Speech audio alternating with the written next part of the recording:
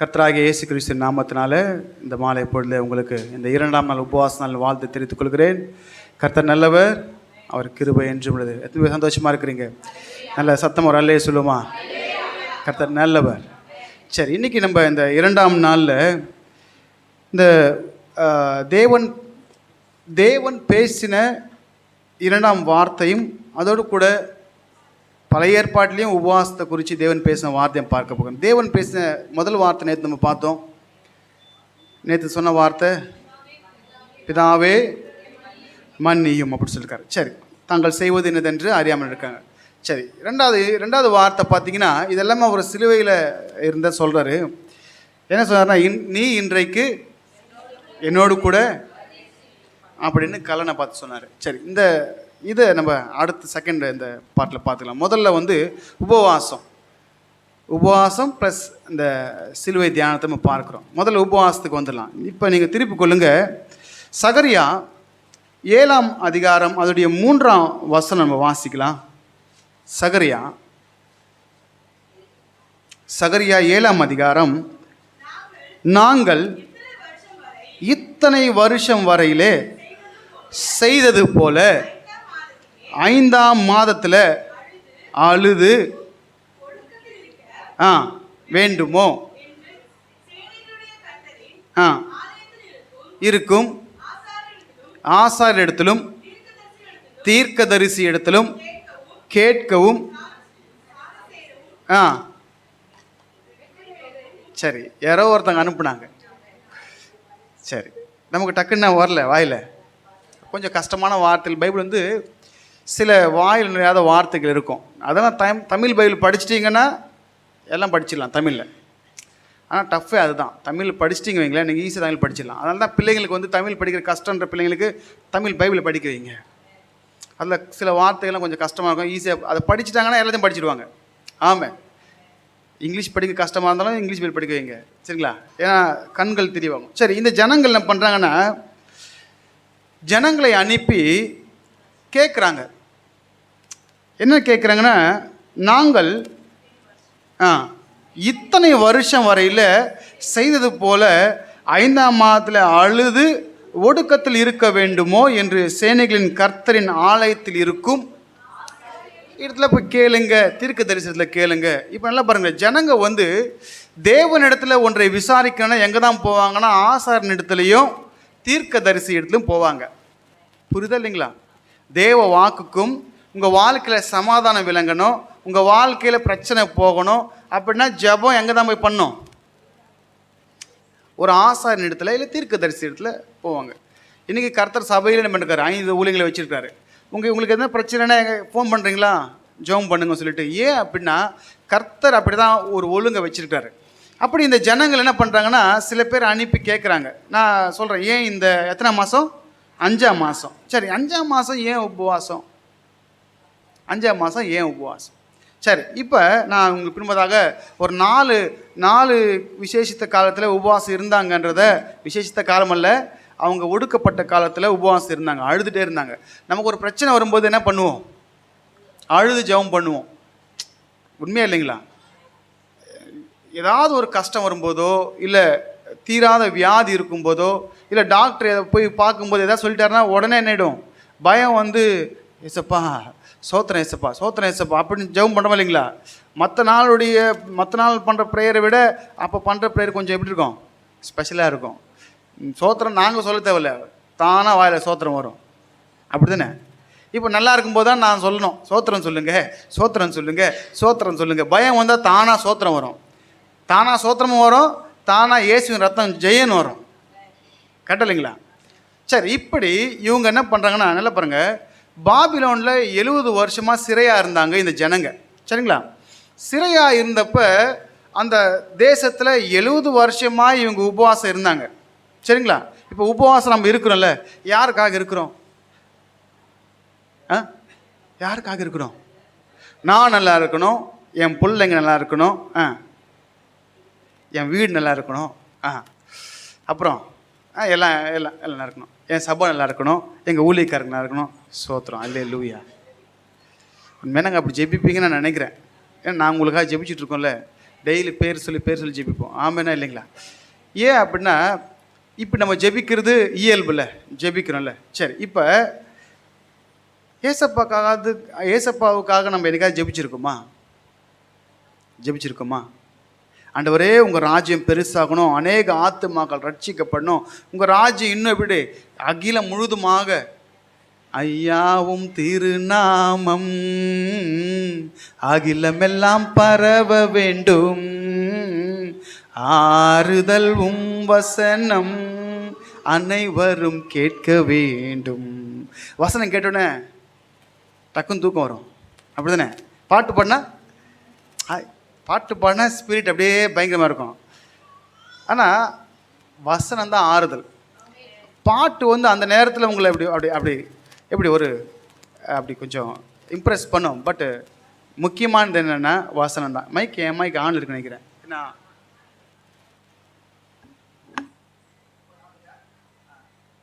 Right? அப்போ வசனம் தான் ஆறுதல். இந்த ஜனங்கள் இவங்க ஆறுதல் இல்லை, ஆறுதலுக்காக தான் அனுப்புகிறாங்க. என்ன ஆறுதல் வார்த்தை கர்த்தர் சொல்லுவார், ஆசாரியர் மூலிமா என்ன பேசுவார், தீர்க்கதரிசி மூலிமா என்ன பேசுவார்னு அனுப்புகிறாங்க. இப்போ ஆண்டவர் கேட்குறாரு, 7ஆம் அதிகாரம், அதே 7ஆம் அதிகாரம் 5ஆம் வசனம் வாசிங்களேன். நீ இந்த தேசத்தின் எல்லா ஜனத்தோடும் ஆசாரியர்களோடும் சொல்ல வேண்டியது என்னவென்றால், நீங்கள் இந்த 70 வருஷமாய் பாருங்க, 5ஆம் மாதத்திலும் அதனை 7ஆம் மாதத்திலும் 2 மாதம் இருக்காங்க, 5 7 இருக்கா? சரி, 5ஆம் மாதமோ 7ஆம் மாதமோ உபவாசம் பண்ணி துக்கம் கொண்டாடின பொழுது, என்ன கேள்வி கேட்டுக்க ஆண்டவர், யாருக்காக பண்ணி துக்கம் கொண்டாடின, யாருக்காக நீ உபவாசம் இருந்த அப்படின்னு கேள்வி கேட்குறாரு. ஏன்னா ஏசப்பாக்கு எல்லாம் தெரியும்ல, நம்ம எதுக்கு இன்றைக்கி கூட நம்ம உபவாசம் இருக்கோம், எதுக்காக இருக்கிறோன்னு பக்கத்தில் இருக்கிற அக்காவுக்கு தெரியாது, பக்கத்தில் இருக்கிற அண்ணனுக்கு தெரியாது, ஆனால் ஏசப்பாவுக்கு தெரியும். நீங்கள் உட்காந்து என்ன காரணத்துக்காக நீங்கள் உபவாசம் இருக்கிறீங்கன்னு ஏசப்பாவுக்கு நல்லா தெரியும். அப்போ சொல்கிறாரு, நீ எனக்குன்னு உபவாசம் இருந்தியா அப்படின்னு கேட்டார். அப்படியே வாசிங்க, கண்டினியூ பண்ணுங்க. அதை நீங்கள் சாப்பிட்றது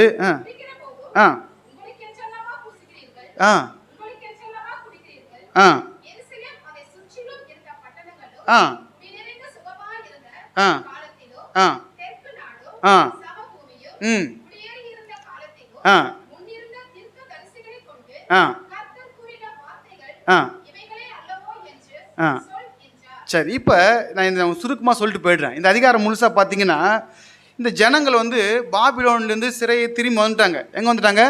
தங்கள் தேசத்துக்கு வந்துட்டாங்க. வந்தப்போ இந்த ஆலயம் கட்டுமானம் பண்ணி நடக்குது. நீங்கள் முதல் வசனம் வாசிச்சிங்கன்னா தரியு அரசாண்ட 4ஆம் வருஷம் சொல்லப்பட்டிருக்கு. தரியு அரசாண்ட 6ஆம் வருஷத்துலாம் தேவாலயம் முழுசாக கட்டி முடித்தாங்க. இப்போ அந்த தேவாலயம் பாதியில் நின்று இருக்கு. நான் ஒன்று கேட்குறேன், தேவாலயம் கட்டுறதுக்கு அவங்ககிட்ட காசுலாம் இருக்குது, பணம் இருக்குது, பொருள் இருக்குது, எல்லாமே இருக்குது, ஆனால் கட்ட முடியல. புரிஞ்சுதா? பணம் இருக்குது, பொருள் இருக்குது, செங்கல் இருக்குது, சிமெண்ட் இருக்குது, ஜல்லி இருக்குது, மண் இருக்குது, எல்லாமே இருக்குது, கம்பி இருக்குது, மேஸ்திரியும் இருக்காரு. ஆனால் கட்டுறதுக்கு தான் என்ன இல்லை, பர்மிஷன் இல்லை. அப்போ பர்மிஷன் யார் கொடுக்கணுன்னா கர்த்தர் தான் கொடுக்கணும். யார் கொடுக்கணும்? நான் பின்பதாக ஒரு 5ஆம் மாதம் நான் ஒடுக்கத்தில் இருக்கிறவனு கேட்டாங்களா, அது பின்பதாக சொல்கிறவங்களுக்கு. இப்போ பர்மிஷன் இல்லை. ஏன் பர்மிஷன் கொடுக்க வைக்கலாம்? ஆண்டவருக்கு அவங்க மேலே கொஞ்சம் கோவம்.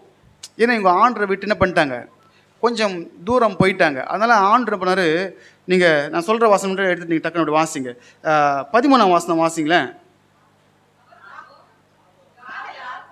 13ஆம் வசனம். ஆதலால்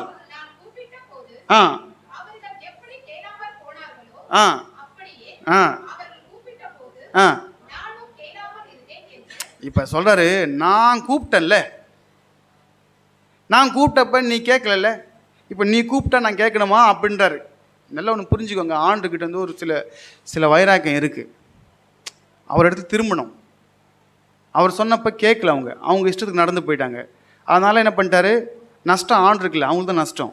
இப்போ நல்லா ஒன்று புரிஞ்சுக்கணும், நம்ம தேவனுடைய பிள்ளைகளாக இருக்கிறோம். தேவனை விட்டு தூரம் போனால் அடி நமக்கு தான், உதம் நமக்கு தான்.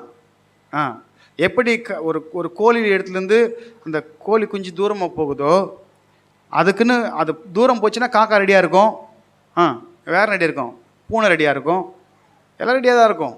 அப்போ தேவனை விட்டு தூரம் போகும்போது நமக்கு தான் ஆபத்து. ஒரு மேய்ப்பனை விட்டு ஒரு ஆடு தூரமாக போகுதுன்னா அது பிரச்சனையில் மாட்ட போகுதுன்னு அர்த்தம்.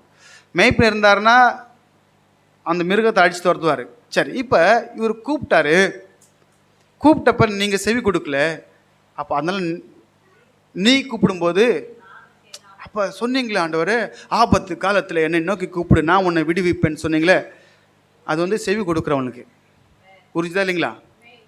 செவி கொடுக்குறவனுக்கு தான் அந்த வார்த்தை, ஆபத்து காலத்தில் நோக்கி கூப்பிடு. எரேமியா 33 ஃபோன் காலு, என்னை நோக்கி கூப்பிடு. சரிங்களா? அதெல்லாம் யாருக்குன்னா தேவ வார்த்தையை நோக்கி பார்த்து அவரை பிடிச்சிட்டு இருக்கவங்க தான் அந்த வார்த்தை. தூரம் போனவங்களுக்கு அனுப்ப மாட்டேரு, கேட்காத மாதிரி போகிற. சில பேர் நீங்கள் பாருங்கள், நீங்கள் வீட்டில் உங்களை பிடிக்கலன்னா நீங்கள் பேசுறது அவங்க காதிலே போட்டுக்க மாட்டாங்க. புரியுதா? கேட்கும், ஆனால் பக்கத்து ரூமில் தான் இருப்பாங்க, இங்கேருந்து பேசுறது கேட்கும், ஆனால் காதில் போட்டுக்க மாட்டாங்க. அப்படி தான் நம்மளை பிடிக்கலன்னா நீ பேசுறது ஆண்டருக்கு கேட்கும். இந்த இஸ்ரேல் ஜனங்க பேசுறது ஆண்டருக்கு போய் சொல்கிறாங்க. அவங்க ஆளை அனுப்பி தேவாலயத்தில் போய் ஆசாரனிடத்தில் தீர்க்க தரிசனம் விசாரிக்க தேவை கூட இல்லை. அதுக்கு முன்னாடியே அவங்க பேசுகிறது ஆண்டருக்கு தெரியும், ஆனால் அவர் கேட்கல. இப்போ கேட்க வைக்கிறதுக்காக, கெஞ்சுறதுக்காக ஆசாரியன் தீர்க்க தரிசனம் கேட்டால் கொஞ்சம் இறங்கிடுவார். ஏன்னா அவங்க தேவனோட கூட என்ன பண்ணுவாங்க, உறவில் இருக்கிறதால கொஞ்சம் இறங்குவார், மனசு இறங்குவார். புரியுதா இல்லைங்களா? அப்போ எப்படி கேட்டு கேட்காம இருக்கிறாங்களோ அப்படி தான் கர்த்தரும் கேட்டு கேட்காம இருந்தார். இப்போ இவங்களுக்கு ஒரே மனசு கஷ்டம். என்ன ஆண்டவர், இந்த 5ஆம் மாதத்தில் இப்படி இருக்கு, இந்த 5ஆம் மாதம் சம்பவம் பார்த்தாலே எனக்கு பயம் வந்துடுது. ஏன்னா 5ஆம் மாதத்தில் ஒரு சம்பவம் நடந்துச்சு, அன்றைக்கி இருந்த பயம் இன்றைக்கும் இருக்குது. 70 வருஷமாக அங்கே அந்த 5ஆம் மாதம் நடந்த சம்பவத்தில் பயந்து 5ஆம் மாதம் நடந்தது ஏன் நடந்துச்சு, அதுக்கு உபவாசம் இருந்து இனி ஒரு பிரச்சனை வருதுன்னா அந்த பிரச்சனை தீரணும் இல்லைங்களா? அப்போ தீர்றதுக்காக உபவாசம் போடுவோம். அப்போ தீரலைன்னா நமக்கு பயம் வந்துகிட்டே இருக்கும். அப்படி இந்த பிரச்சனை இன்னும் முடியல. இந்த தேவாலயம் கட்டுவதற்கான இவங்க சுதந்திரமாக இருக்கிறதுக்கான வழிவாசல் இல்லாதப்ப நெருக்குறாங்க ஜனங்க, அந்த பக்கத்தில் இருக்கிற தேசத்துக்காரங்க நெருக்குறாங்க. அப்போ பிரச்சனை வரும்போது தேவனை நோக்கி என்ன பண்ணுறாங்க, ஆண்டவர் நான் இன்னும் கஷ்டப்பட்டேம்மா, 70 வருஷம் கஷ்டப்பட்டாங்க. நீங்கள் நம்ம கூட சொல்லுவோம், இத்தனை வருஷமாக கஷ்டத்தில் இருந்தேசப்பா, உங்கள் இடத்துல வந்திருக்கிறேன். கரெக்டு தான், நீ வந்திருக்க, ரைட்டு. மனம் திரும்பி வந்திருக்கியா? புரிஞ்சுதா இல்லைங்களா? மனம் திரும்பிருக்கியா? நீ மனம் திரும்பு, நான் திரும்புவேன் அப்படின்னு சொல்லுவேன். நம்ம வந்து அவங்கள எக்ஸாம்பிளை வச்சுக்கணும், நம்ம பார்த்துக்கணும் இன்றைக்கி. அப்போ இந்த உபவாசம்ன்றது தேவனை நம்ம பக்கமாக திருப்போம், தேவ பார்வை நம்ம பக்கமாக திருப்போம், செவி கொடுக்காதவரை செவி கொடுக்க வைக்கும். ஒரு ஜனங்களுடைய உபவாசம் ஒரு அழிவிலேருந்து காப்பாத்துச்சு. நான் அதை வரனால பார்க்கல நம்ம. அப்போ நம்ம உபவாசம் இருக்கும்போது நம்ம அழிவிலிருந்து நம்ம காக்கப்படுவோம், நம்ம பிள்ளைகள் காக்கப்படுவாங்க, நம்ம தேசம் காக்கப்படும், நம்ம வீடு காக்கப்படும், நம்முடைய பொருட்கள் காக்கப்படும், எல்லாமே காக்கப்படும். அப்போ உபவாசத்துக்கு வல்லம் இருக்கா? கண்டிப்பாகவே இருக்குது. சரி, இப்போ இதெல்லாம் ஆண்டவர் பேசுகிற 14ஆம் வசனம் வாசிங்க அப்படியே சக்கரி.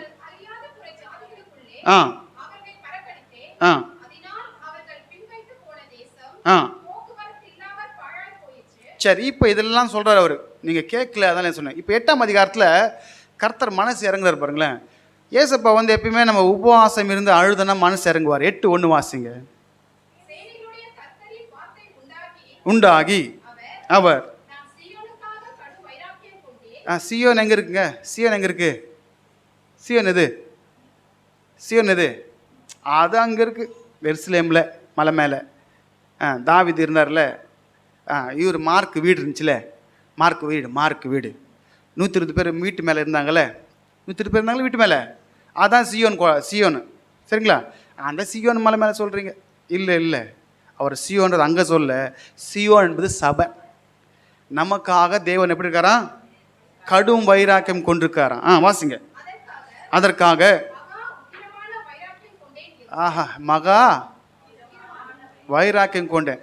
எப்பயுமே ஒன்று தெரிஞ்சுக்கோங்க, நம்ம தேவனை விட்டு ஒரு வேளை தூரமாக போயிருந்தா, இல்லை தேவனுக்கு பிரியமில்லாத காரியங்கள் நம்ம செஞ்சுருந்தா, தேவனிடத்தில் நம்ம கேட்டு கெஞ்சும் போது கர்த்தர் மனதிறங்குவார். ஒருவேளை உங்களுக்கு இதெல்லாம் தெரியும், நான் தேவனிடத்துல அந்தளவுக்கு தூரம் போனேன், எத்தனை நாள் தேவன் இல்லாமல் நான் வாழ்ந்தேன், தேவனுடைய துணை இல்லாமல் வாழ்ந்தேன் நமக்கு தெரியும். ஆனால் தேவன் வந்து அப்படியே தண்டிக்க நினைக்கிறவல்ல, அவனை மன்னிக்க நினைக்கிறவர். இப்போ இந்த ஜனங்க அனுப்பி கேட்கும்போது கர்த்தர் இதெல்லாம் சொல்லிவிட்டு அடுத்த வார்த்தை பேசுகிறேன், நான் உன் மேலே அன்பு வச்சுருக்கேன்ப்பா, நீ கேட்காம இருந்தேன், இப்போ நீ கேட்குறதால நானும் சொல்கிறேன் உன் மேலே நான் அன்பாக இருக்கிறேன். ஆமேனா இல்லைங்களா? எத்தனை பேர் விசுவாசிக்கணுங்க ஏசப்பா என் மேலே அன்பாக இருக்கிறாரு. கடும் வைராக்கியம் கொண்டிருக்கிறேன். வாசிங்க அந்த வசனம் மட்டும்.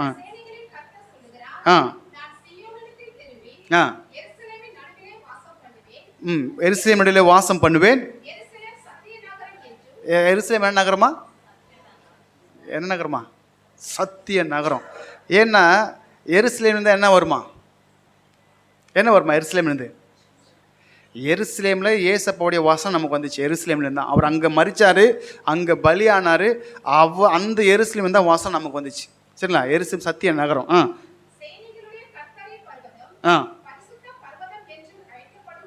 சரி, ஓகே. இதெல்லாம் நீங்கள் வீட்டில் போய் வாசிச்சுக்கோங்க. நான் சுருக்கமாக சொல்லிட்டு போய்ட்றேன். 6ஆம் வாசம் மட்டும் வாசிங்களேன். 6ஆம் வாசம் வாசிங்க.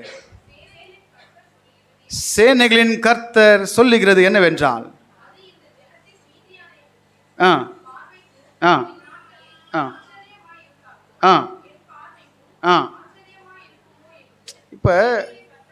இப்போ நமக்கு திடீர்னு நம்ம தேவனை விட்டு தூரம் போய் தேவனிடத்தில் வந்து மறுபடியும் பெற்றுக்கொள்கிறவங்களேன், நமக்கே ஆச்சரியமாக இருக்கும், இது எப்படி நடந்துச்சுறான்னு சொல்லிட்டு.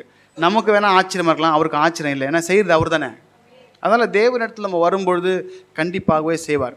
அன்றைக்கி அந்த ஜனங்கள் என்ன பண்ணாங்க, தேவனை விட்டு தூரம் போனாங்க, கர்த்தர் பார்க்காம இருந்தார். அதுக்கப்புறம் தேவனிடத்தில் திரும்பினாங்க, தேவன் அவங்க மேலே மனதிறங்கினார், அவங்க வாழ்க்கையில் அற்புதங்களை செஞ்சார். சரி, இப்போ எத்தனை மாதம் வாசிக்கிறீங்கன்னா நீங்கள் 17ஆம் 8:19 வாசிங்க. 8:19. 4ஆம் மாதத்தில் உபவாசமும், 5ஆம் மாதத்தில் உபவாசமும், 7ஆம் மாதத்தில் உபவாசமும், 10ஆம் மாதத்தில் உபவாசமும் யூதா வம்சத்தாருக்கு மகிழ்ச்சியாகவும் சந்தோஷமாகவும் நல்ல பண்டிகைகளாகவும் மாறிப்போகும். ஆகையால் எதை சிநேகிக்கணுமா? எதை நேசிக்கிறோமா? கேள்விக்குறிதான். சத்தியத்தை நேசிக்கணும், சமாதானத்தை ஸ்நேகிகள் சொல்லப்பட்டிருக்கு. சத்தியத்தையும் சமாதானத்தையும். சத்தியம் என்ன, சமாதானம் என்ன?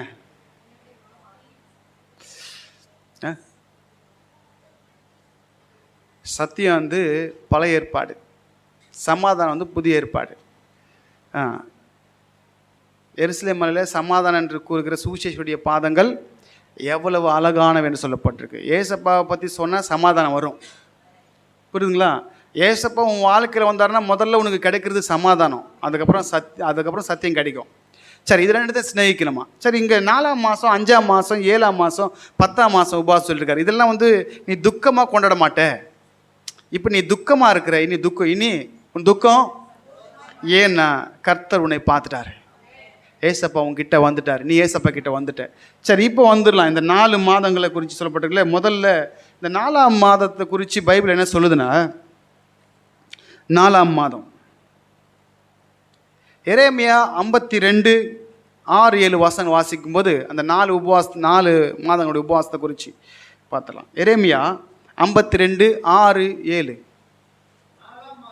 4ஆம் மாதம் 9ஆம் தேதியில் பஞ்சம் நகரத்திலே அதிகரித்து போயிற்று. அப்படியே வாசிக்கணும். நகரத்தின் மதில் இடிக்கப்பட்டது.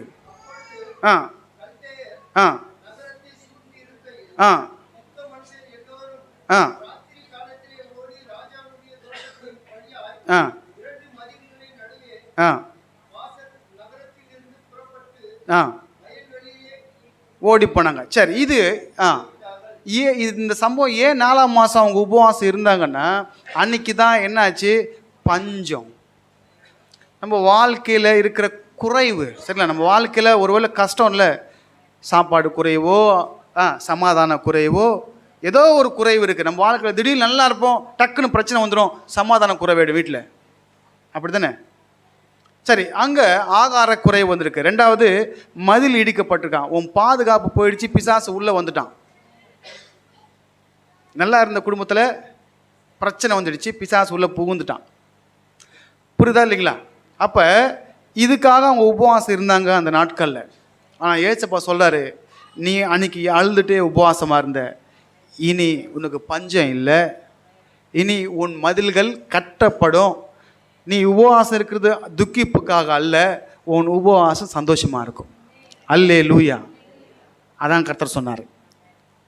4ஆம் மாதம். சரி, 5ஆம் மாதத்துக்கு வந்துடலாம். 5ஆம் மாதம் உபவாசம். எங்களும் கேட்டாங்களே இந்த 5ஆம் மாதம் 5ஆம் மாதம் உபவாசம் இருக்குன்னு கேட்டாங்கல்ல 7:3. சரி, இதுக்கு வசனம் என்ன சொல்லுதுன்னா 2 ராஜாக்கள் 25:8. 2 ராஜாக்கள் 25:8. சீக்கிரம். 5ஆம் மாதம் 7ஆம் தேதியில் ஆ ஆ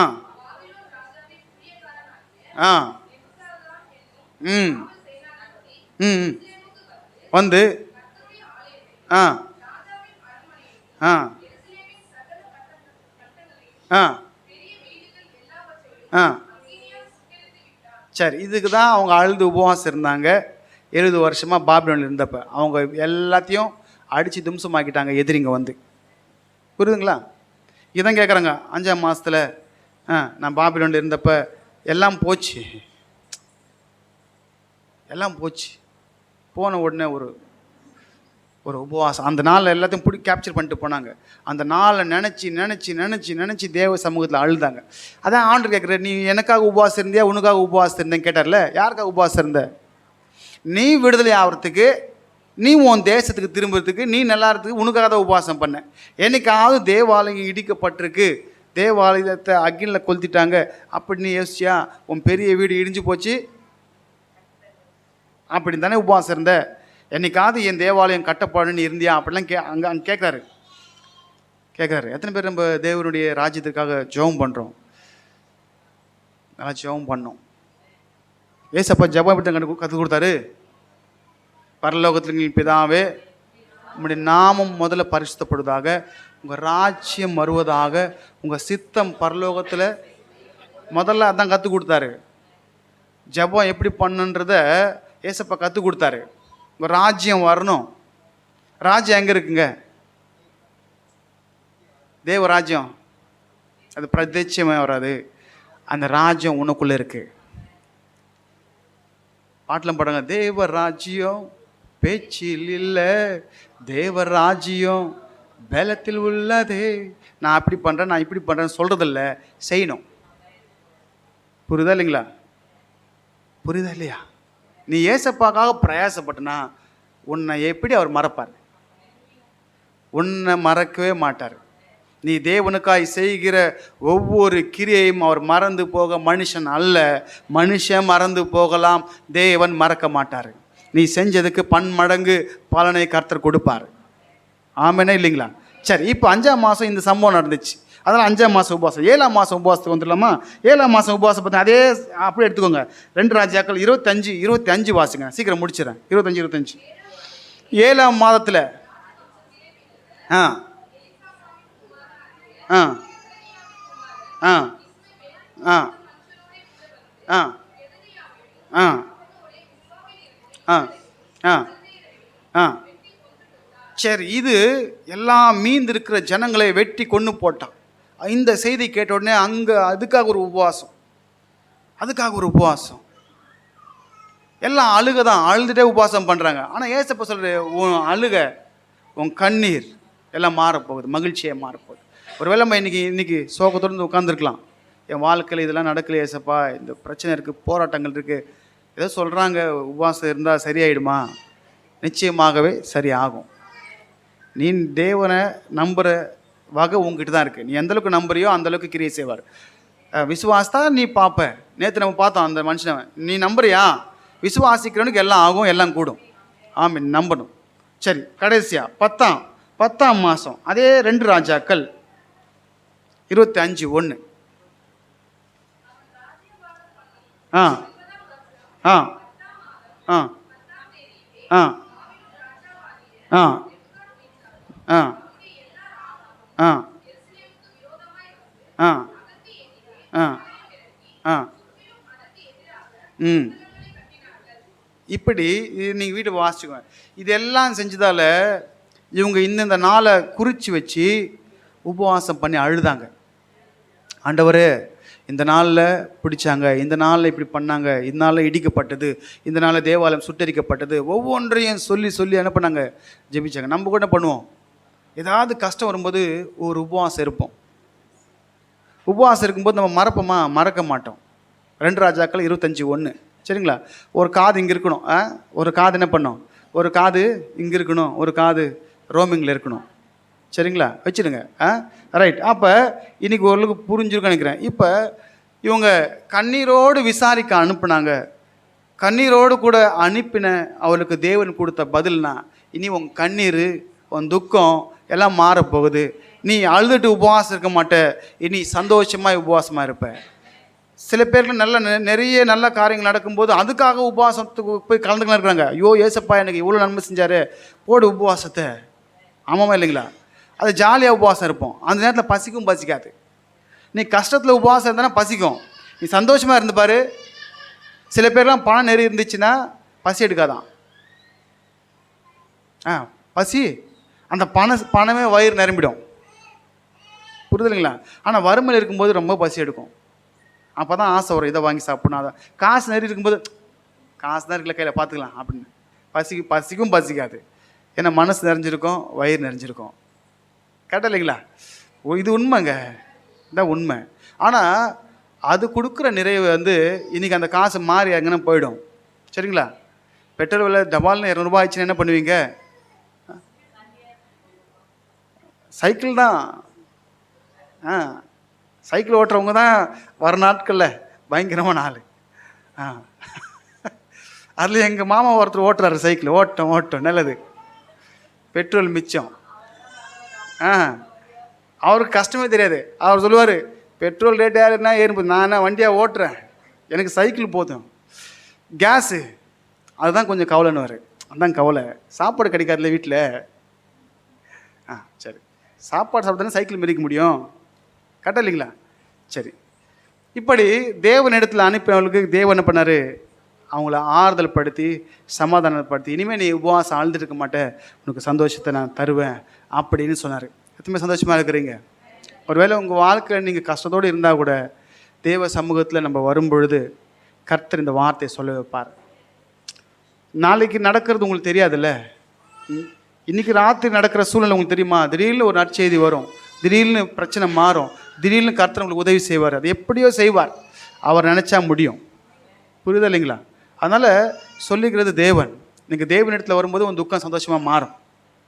சரி, இப்போ வந்துடலாம். இந்த உபவாசத்தை பற்றி ஓரளவுக்கு தெளிவாக தெரிஞ்சு உங்களுக்கு. சரி, இப்போ இவங்க தேவனிடத்தில் கேட்டாங்க, தேவன் அவங்களுக்கு செய்தார். அதே போல் நீங்களும் தேவனிடத்தில் கேட்குறீங்க, தேவன் உங்களுக்கு செய்வார். எத்தனை விசுவாசிக்கிறீங்க? கண்டிப்பாக செய்வார். இனி பிசாசு உன் வழியில் வரமாட்டான், கர்த்தர் உனக்கு துணையாக இருக்க போகிறாரு. ஹல்லேலூயா. சரி, இப்போ அந்த 2 கல்லர்கிட்ட வந்துடலாம். இப்போ நம்ம உபவாச தியானத்தை முடிச்சுட்டு கல்லர்கிட்ட வந்துட்டோம். எனக்கு நேரம் இன்னும் 15 நிமிடங்கள் இருக்கிறபடினாலே நான் 7:45 முடிச்சுட்டு உங்களுக்கு ஜெபம் பண்ணுறதுக்கு 1/4 மணி நேரம் ஆகிடும். சரிங்களா? சரி, திருப்பி கொள்ளுங்க. லூக்கா 23 அதனுடைய 43ஆம் வசனம் வாசிங்களேன். ஆ ஆ ஆ ஆ இது இந்த 2 பேருக்குள்ளே பேச்சுவார்த்தை போகுது. லூக்கா 23:43 ஆண்டவர் சொல்கிற ஃபைனலாக அந்த கல்லனை பார்த்து சொல்கிற ஒரு வார்த்தை. சரிங்களா? ஃபைனலாக இப்போ இந்த 2 கல்லனுக்குள்ளேயும் கான்ட்ரவர்சி போகுது. 2 பேர் பேசிக்கிறாங்க. முதல்ல இந்த கல்லன் என்ன பண்ணுறான், ஏசப்பாவை பார்த்து பேசுகிறான். முதல் வாசனம் எங்கே இருக்குன்னா, நீங்கள் 39 வாசிங்களேன். அன்றியும் சிலுவையில் அறையப்பட்டிருந்த, பேசாதீங்கப்பா, குற்றவாளிகளில் ஒருத்தன், நீர் கிறிஸ்துவானால் உன்னையும், என்ன சொன்னாங்க, எப்படி சொன்னாங்க? உன்னை அப்படின்னா எப்படி? பைபிளில் எல்லா இடத்துலையும் அவர் தான் இருக்கும். உன்னையும் எங்களையும் என்ன பண்ணனா இகழ்ந்தானா? இந்த சிலுவையில் தொங்கிட்டு கூட என்ன போகலை? சிலுவையில் தொங்கி கூட என்ன போகலை? திமிரு போகலை. என்ன போகலை? நக்கல் போகலை. சில பேர்லாம் கஷ்டப்பட்டே இருப்பாங்க, ஆனாலும் நக்கல் போகாது. கரெக்டுங்களா? வாழ்க்கையில் ஒரு முன்னேற்றமும் இருக்காது. புரியுது இல்லைங்களா? ஆனால் என்ன இருக்கும் அவங்களுக்கு? நக்கல் போகாது. இப்போ இந்த வார்த்தை சொன்ன உடனே ஏசப்பா என்ன பேசினாரா? பேசவே இல்லை. நம்ம யோசிச்சோமா ஏன் ஏசப்பா பேசல? எதுவுமே அவன் கேட்குறான், நீர் என்ன சொன்னா? நீர் கிறிஸ்துவானால் இப்போ அங்கே வந்து அவரை கிறிஸ்துன்னு சொல்லியிருக்காங்களே, அவர் கிறிஸ்து தான் சொன்னான்னு சொல்லாட்டி, நீர் கிறிஸ்துவானால் உங்களை ரட்சித்து கொண்டு உன்னை என்னங்களை ரட்சின்னு சொன்னான். வாசிங்க, அப்படி தான் வாசிங்க. மற்றவன் அவரை நோக்கி அவனை நோக்கி. இப்போ பாருங்க, ரெண்டு பேருடைய பேச்சு டிஃப்ரெண்ட் பாருங்க. ரெண்டு பேருமே யார் தான்? ரெண்டு பேரும் நல்லவங்க கிடையாது. ரெண்டு பேரும் குற்றவாளி தான். இப்போ நல்லா பாருங்க, ஏசப்பா இருக்காரு, ரெண்டு பக்கமும் ரெண்டு கல்லன் வச்சிருக்காங்க. ஏன் தெரியுமா? ஏன் வச்சாங்க சொல்லுங்க பார்க்கலாம். இது ரகசியம் தெரியுமா உங்களுக்கு? ரைட் சைடு வார்த்தை, லெஃப்ட் சைடு வார்த்தை. எபிரேய வார்த்தையில் ஆலஃப்னு ஒரு வார்த்தை இருக்குது. ஆலஃப் அதில் வந்து ஒரு கோடு, ரெண்டு கொம்பு இருக்கும், ரெண்டு ஆணி இருக்கும். சரிங்களா? அதை சிம்பிளைஸ் பண்ண தான் நடுவில் இருக்கிறது இயேசு, ரெண்டு பக்கம் கல்ல. சரிங்களா? ரைட். அப்போ இதில் ஒரு கல்லன் வந்து அவரை இகழ்ந்தான், ஒரு கல்லன் வந்து எப்படி பேசுகிறான் பாருங்க. சொல்கிறேன், நீ இந்த ஆக்கினைக்கு உட்பட்டவனாக இருந்தும்.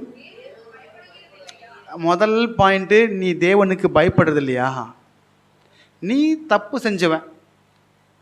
செஞ்சவன், நீ இந்த தண்டனைக்கு பாத்திரவான். ஆனாலும் உனக்கு தேவ பயம் இல்லையா மனசில் அப்படின்னு சொல்லிட்டு இப்போ சொல்ல பாருங்க. இப்போ நான் என்ன கேட்குறேன்னா, உனக்கு தேவ பயம் இல்லையா அப்படின்னு அவன் சொன்னவருக்கு, இவருக்கு தேவ பயம் இருக்கா? சொன்னவருக்கு தேவ பயம் இருக்குது. புரியுது இல்லைங்களா? இவருக்கு தேவ பயம் இருக்குது. ஆனால் தவறியோ ஏதோ ஒரு சூழ்நிலை அவர் தவறு பண்ணிட்டு இருப்பார். ஆனால் உணர்ந்துருப்பார். சரிங்களா? உணர்ந்துருப்பார், என்னடா இந்த தவறுக்காக நம்ம மரணாக்கணைக்கு வந்துட்டோமே, என்னடா அப்படின்னு யோசிச்சிருப்பார். அப்போ இங்கே இகழ்ந்தப்ப இந்த மனுஷன் பேசுகிறவனுக்கு தேவ பயம் இல்லையோ, நாமும் நியாயப்படி தண்டிக்கப்படுகிறோம். தக்க பலனா நம்ம செஞ்ச தப்புக்கு கரெக்டான ஜட்ஜ்மெண்ட்டு, கரெக்டான தண்டனை, நம்ம சிலுவையில் தொங்கிய சாகணுன்றது நமக்கு ஆல்ரெடி செஞ்ச தப்புக்கு ரோமருடைய சாம்ராஜ்யத்தில், ரோமருடைய ஆட்சியில் இதுதான் தண்டனைன்னு தெரியும் அவங்களுக்கு. எப்படியும் சிலுவையில் தொங்க விட்டு சாவடிக்க போகிறாங்கன்னு தெரியும். நம்ம செஞ்சதுக்கு கரெக்டான தண்டனை. இவரோ தகாத ஒன்றையும் சிலுவையிலையும் சாட்சி. பார்த்தீங்களா ஏசப்பாக்கு?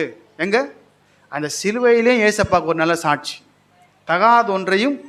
அப்போ ஜெயிலில் இருந்தப்போ ஏசப்பை பற்றி கேள்விப்பட்டிருக்கான் அந்த மனுஷன். இவனு தான் கேள்விப்பட்டிருக்கான். ஆனால் அவன் தேவனுக்கு பயப்படல, தேவனுக்கு விசுவாசிக்கல. இவன் இந்த மனுஷன் தேவனை விசுவாசிக்கிறவன், தேவனுக்கு பயப்படுகிறவன். நீங்கள் நினைக்கிறீங்க ஜெயிலில் இருக்கிறவங்க எல்லாம் பயங்கரமாக இல்லை, நல்லவங்களும் இருக்கிறாங்க. சரிங்களா? ரைட். அது வாசிங்க. இது அவனை கடிந்து கொண்டானா. இப்போ ஏன் அப்படின்னா, நான் ஒன்று கேட்குறேன், ரெண்டு பேரும் ஃப்ரெண்டு தானே? யார்? ரைட்டு லெஃப்ட் இருக்காங்களே, ஜெயிலுக்குள்ளே ஒன்று தான் இருந்திருப்பாங்க, ஒன்று தானே சோறு சாப்பிட்ருப்பாங்க, ஒன்று தான் தண்ணி குடிச்சிருப்பாங்க, ஒன்று தானே படுத்திருப்பாங்க. கரெக்டாக இல்லைங்களா? ஏன் சப்போர்ட் பண்ணி பேசலாங்க? அந்த ஜெயிலேருந்து, ஆமாம் மச்சான், நான் உங்களுக்கு புரியுது பேசுகிறேன், ஆமாம் மச்சான், இவர் கிறிஸ்துனா நம்மளை காப்பாற்றலாம்ல, இதை கேட்குறேன், செஞ்சு காமி அப்படின்னு பேசியிருக்கலாம்ல அந்த பக்கத்தில் இருக்கிற கல்லன். ஏன் பேசலை? தேவ பயம் இருந்தால் அந்த பேச்சு வராது. அப்போ இதெல்லாம் சொல்லிட்டு அவனை கடிந்து கொண்டு வாசிக்க. எபேசியர் 5ஆம் அதிகாரம், எபேசியன்ஸ் 5:11. எபேசியர் 5:11 சொல்லப்பட்டிருக்கு. எபேசியர் 5:11. 5:11. கனியற்ற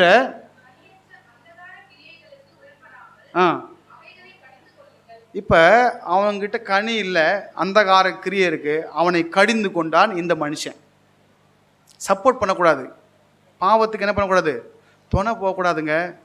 புரியுதலைங்களா? பாவத்துக்கு என்ன போகக்கூடாதான், துணை போகக்கூடாது, கடிந்து கொள்ளணும். ஏன்னா இதில் தேவன் பிரியமாக இருப்பார். பாவத்துக்கு நம்ம போகக்கூடாதுங்க. பாவத்தை பற்றி பேசுகிறாங்கன்னா நம்ம அதுக்கு உடன்பட்டு நம்ம அதை ஒத்துக்கக்கூடாது. தப்புனா தப்பு தான். அதை நீ ஃப்ரெண்டானா இரு, க்ளோஸ் ஃப்ரெண்டானா இரு, கூட நைட்டில் படுத்திருந்தாலும் பரல, கூட சாப்பிட்டு பரல, தப்பு. அவர் யார்? சரி, 10ஆம் வாசம் வாசிங்க. எபேசியர் 5:10 வாசிங்க. எபேசியர் 5:10.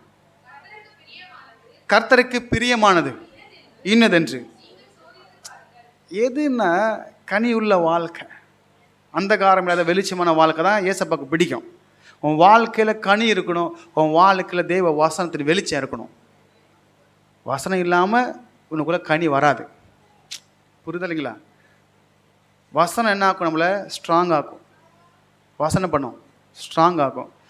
பிசாசு மோதனா கூட நீ நிற்பது தேவ வசனத்தால் மட்டும்தான். உன்னை மோத பார்ப்பான், நீ நிற்கிறதுக்கு காரணம் தெரியுமா? கிருபை கிடையாது, வசனம். உனக்குள்ளே சத்தியம் இருந்துச்சுன்னா உன்னை முட்டி அவன் கீழே விழுந்து போவான்.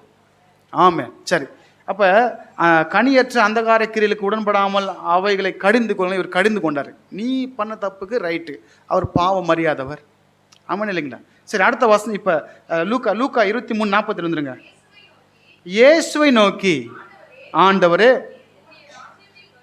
நீர் உம்முடைய ராஜ்யத்தில் வரும்பொழுது அடியேனை நினைத்தருள்.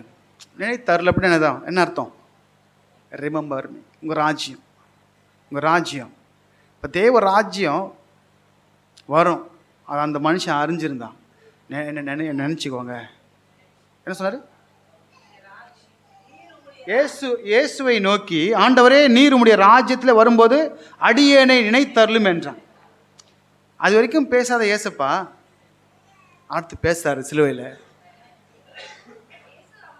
இயேசு அவனை நோக்கி, இன்றைக்கு நீ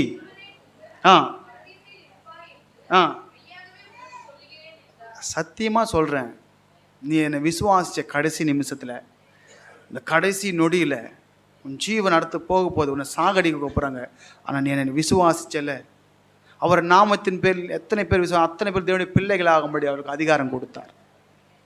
அந்த கடைசி நொடியில் இருக்கிற அந்த ரட்சிப்பு அது ஏசப்பால் மட்டும்தான் முடியும்.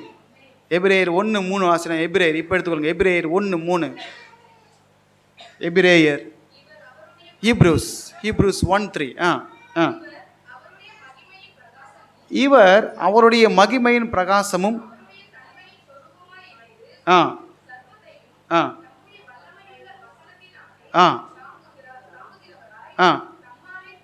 தம்மாலே தாமே, பாருங்க, தம்மாலே தாமே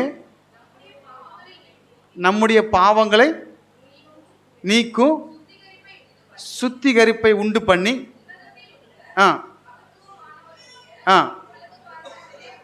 சரி, ஓகே. எபேசியர்ல எபிரேயர் விட்டுருங்க. இப்போ இந்த வசனத்தில் தம்மால் தாமே என்ன போட்டிருக்கு? தம்மாலே தாமே. ஹீப்ரூஸ் 1:3. சரி, வேணாம் விட்டுருங்க, இங்கே எடுக்க வைக்காத விட்டுருங்க.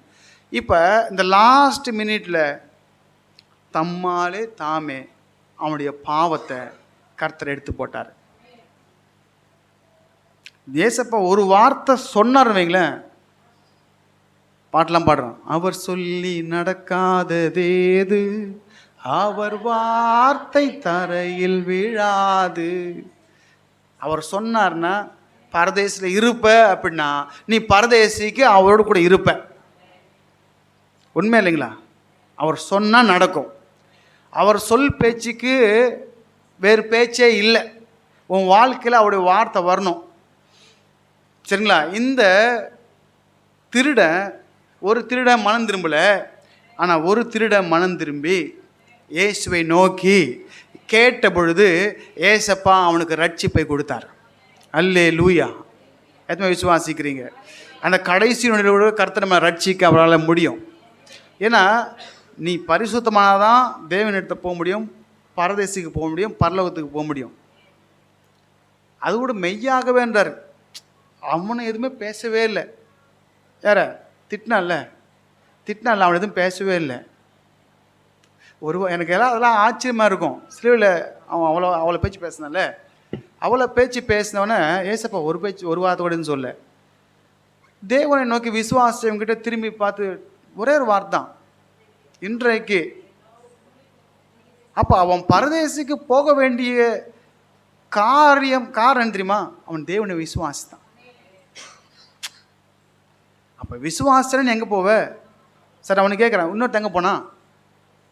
இன்றைக்கு நீ என் கூட பரதேசில் இருப்ப, ரைட்டு. அவன் எங்கே போவான்? ஊருக்கு போவானா? இல்லை அவங்க வீட்டுக்கு போவானா செத்ததுக்கப்புறம்? ஏசப்பாவும் யோசேப்பும் ஒன்று. பழைய ஏற்பாட்டில் யோசேப்பு கூட ஜெயிலில் 2 பேர் இருந்தாங்களே, இருந்தாங்களா இல்லைங்களா? இருந்தாங்களா? பானபாத்திரக்காரன் சுயம்பாகி இருந்தான். அதில் ஒருத்தன் ராஜாவை இடத்துல போயிட்டான், திரும்ப தன் பானபாத்திரத்தை கொடுத்தான். ஒருத்தனை தூக்கி போட்டு கொண்டுட்டாங்க. ஏசப்பாவும் யோசேப்பும் நிழல், சரிங்களா? 2 கல்லர் மத்தியில் அவர் இருந்தார். அதே போல் 2 கல்லர் மத்தியில் இவரு இருந்தார். அதில் ஒரு நல்ல கல்லன், ஒருத்தன் கெட்ட கல்லன். புரியுது இல்லைங்களா? ஒரு நல்ல கல்லன் என்ன பண்ணிட்டான்? தன் நிலைக்கு மறுபடியும் போயிட்டான். இப்போ நல்லா ஒன்று புரிஞ்சுக்கணும், ஏசப்பா சொல்ல ஆகும். அவர் ஒரே ஒரு வார்த்தை சொன்னால் அது நடந்துடும். அவர் சொல்ல ஆகும், அவர் கட்டிட்ட நெருக்கும். எனக்காக நம்ம யோசிச்சோமா, சரி இவன் பரதேசிக்கு போயிட்டான், அவன் எங்கே போயிட்டான்? அவன் பாதாளத்தில் போய் விழுந்து கடந்து இன்றைக்கும் அவன் அழுந்தா இருப்பான்.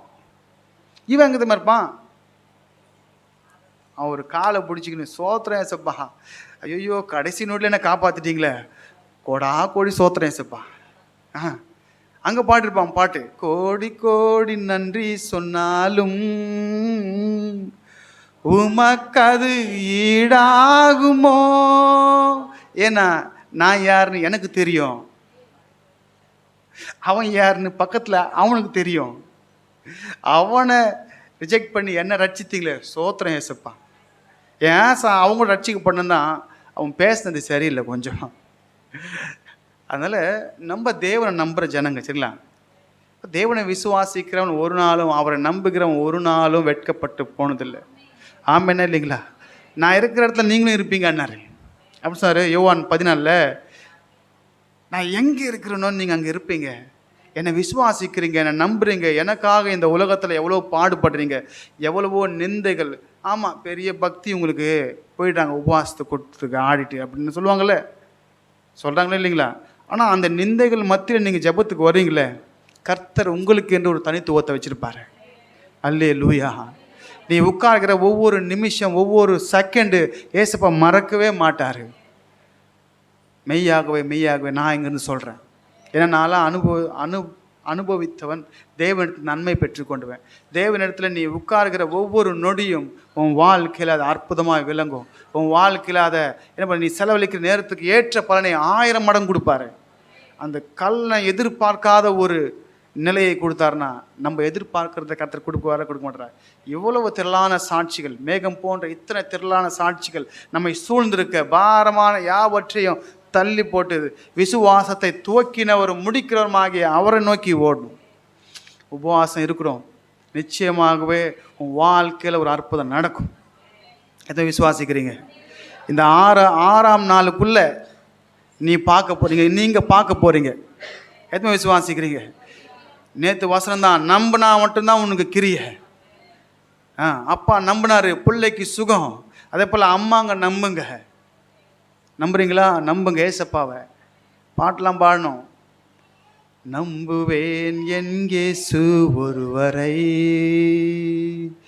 நான் நம்புவேன் என் இயேசு ஒருவரை, நான் நிற்கும் பூமி அணிந்தாலும் என் நம்பிக்கை எனும் அஸ்திபாரம் அசைந்தாலும், நான் நம்புவதற்கு ஒன்றும் இல்லை என்றாலும், நம்புவேன் என் இயேசு ஒருவரை. நான் நம்புவதற்கு ஒன்றும் இல்லை என்றாலும் நம்புவேன் என் இயேசு ஒருவரை. அந்த கல்லை நம்பினான். இன்றைக்கு நீ என் கூட பரதேசில் இருப்பேன்னு. ஆமாம், என்ன இல்லைங்களா? நம்மளும் நம்பணும். தேவன் உங்களுக்கு நன்மை செய்ய போகிறாரு. அவர் வருகை மிக மிக சமயமாக இருக்கிறது. அவரோடு கூட பரதேசில் போக போகிறோம். மத்திய ஆகாயத்தில் அவரை சந்திக்க போகிறோம். எதுவுமே விசுவாசிக்கிறீங்க? அவர் வருவார், நம்மை அழைத்து கொண்டு போவார். மேகங்கள் மேலே நமக்கு ஒரு திருமணம் நடக்கும். நிச்சயதார்த்தம் முடிஞ்சு போச்சு. கல்யாணம் நமக்கு எங்கே மத்திய ஆகாயத்தில் மேரேஜு, ட்ரீட்டு 3வது வானத்தில் பரதேசில் கூட்டு போய் நமக்கு ட்ரீட் வைப்பார். அங்கே ஆல்ரெடி இருக்கிறவங்களும் நம்மளும் சேர்ந்து அங்கே ஒரு பெரிய மகிழ்ச்சி உண்டாகும். சொல்லுங்கள், நான் கல்லனை பார்ப்பேன். இந்த கல்லை அந்த கல்லனை பார்ப்பேன். சொல்லுங்கள், இந்த கல்லை அந்த கல்லனை பார்ப்பேன். எத்தனை விசுவாசிக்கிறீங்க? கர்த்தர் நல்லவர். அல்லேலூயா. அப்படியே நம்ம எழுந்து நின்று முடி ஜெபத்துக்குள்ளாய் போவோம். ஸ்தோத்திரம். விமல் ஆஃப் பண்ணுங்க. நல்லா கண்களை மூடுவோமா? கேட்கணும் ஆண்டுகிட்ட, ஆண்டவரே